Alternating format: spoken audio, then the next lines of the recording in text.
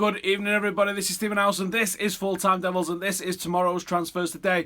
The video where we're going to have a look at tomorrow's papers and what the press are going to be talking about, and give it you in the evening so you can check it out ahead of time. Now, the ones that we're going to be talking about today, trust me, the Lukaku one's in here. We're going to get to that in a minute. But the first one that we're talking about today, as per the title, is the Bakayoko Yoyo. You like that, don't you? I like that. So Bakayoko looks like he's on his way to Chelsea. The Express are saying that United are going to try and jump in there and try and cinch the deal up for ourselves and try and snaffle him from underneath their noses like we did with Lukaku. Bit convenient, that, innit? Don't you think? A little bit convenient, that, innit? The next one is Darren Lewis in the Mirror, and he's also saying that we're trying to nab him at the last minute. This one's going to go down to the absolute wire. But what I have to do is I have to go, right, if I'm Chelsea now, I've just been totally mugged off for the Lukaku one. Genuinely totally mugged off for the Lukaku one. Everyone, including me, thought that Lukaku was going to Chelsea.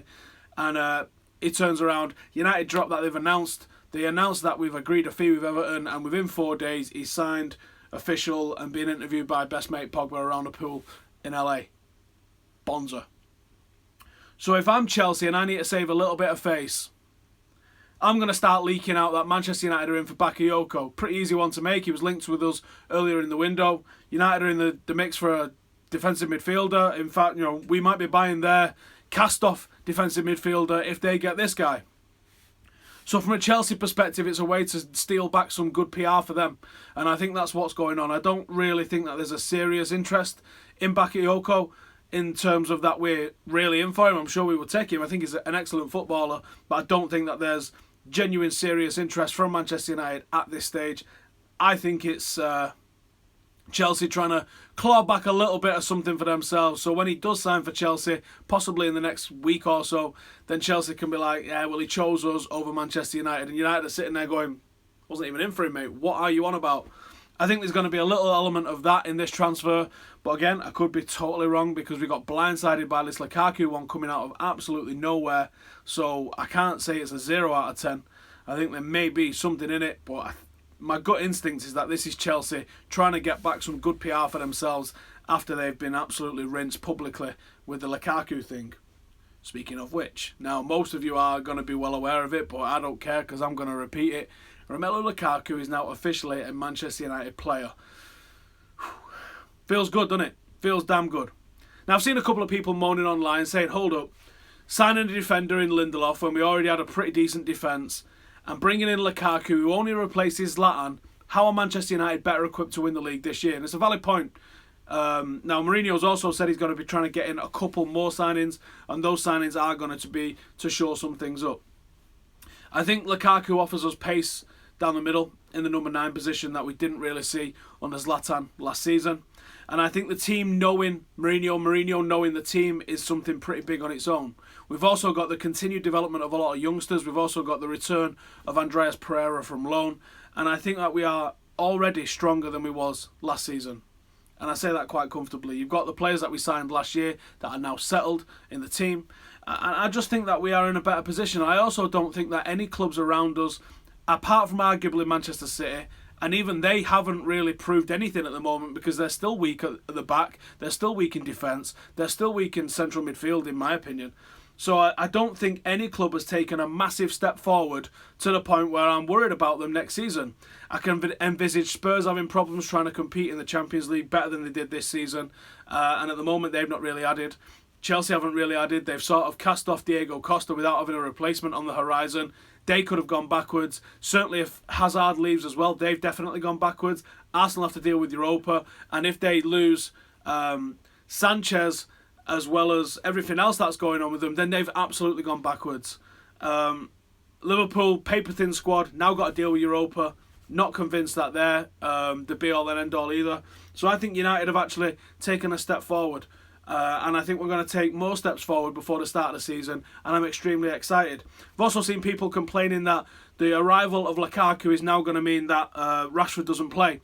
Rashford has played the most games for Manchester United last season. We've simply replaced Zlatan in the team, and he still played with Zlatan being in the team. Zlatan was the absolute first choice player. At the start of the season, Mourinho said Zlatan and Rashford will not play together. Well, they played together, didn't they? A lot. And I see people saying, oh, he's only going to get time out on the wing. He's 19 years of age. He is not the complete striker just yet. Lukaku is way ahead of him in terms of development in that side of things. But he is a completely different type of tool that you can use instead of Lukaku. Lukaku does not put himself about there the way Rashford does. He can't move that quickly, that regularly, and that intensely in a match because of the sheer size of the guy. So Rashford offers something different, and against a bigger team that you maybe don't fancy yourselves, maybe you bring in Rashford a little bit more centrally, as we saw in the Chelsea game at home. Maybe you go two up front and a bit narrower through the middle. There's options, and that's what one of the things that I do like about Jose Mourinho is that he is not afraid to mix it up. He is not afraid to drop the big names, and he is not afraid to try something new to get the result done. And I'm really happy with that tactical fluidity that we saw last season. That's one of the biggest attributes that I thought he brought to the team. So I'm not worried about Marcus Rashford. I think other players need to worry about Marcus Rashford coming taking their place off him. Marcus Rashford, I think he's going to get all the time he deserves next season. There's still talk of Perisic coming in, which might make things a little tighter on the left-hand side there for Martial, and arguably for Rashford, as he did find a lot of game time there. I think Rashford can also be deployed on the right, and on the right-hand side, you've got to think Mkhitaryan's going to want a bit of a look in. I don't know exactly how we're going to line up next season. I wouldn't have thought we're going to be in a rigid system, the same every single week. I think it'll be 4-2-3-1 when it needs to be. I think it'll be 4-3-3 when it needs to be, and I wouldn't even be surprised to see a two up front sort of system at some point in the season. But I'll tell you what, I'm absolutely looking forward to next season already, because I think you guys already know I'm a massive, massive fan of Romelu Lukaku, and I think that team spirit, the unquantifiable stuff that you can't tell in a dressing room, that you can't tell in a football team, I think we're building something really special with the lads that we've got there. That they all hang out together. If you've seen some of the interviews from Lukaku talking about Paul Pogba, basically they're chilling at each other's house every single night.